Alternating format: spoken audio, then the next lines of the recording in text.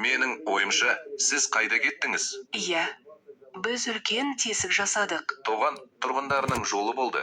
Сондықтан Лунтик оларды құтқаруға шешім қабылдады. Ешқандай қиындық болмаса да, ол оларға қысты өзінің барлық даңқымен Садық. Тоған тұрғындарының жолы болды.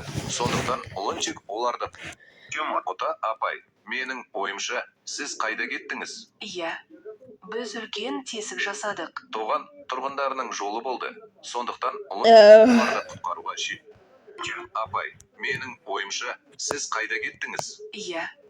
Біз үлкен тесік жасадық. Тоған тұрғындарының жолы болды. Сондықтан Лунтик оларды құтқаруға шешім қабылдады.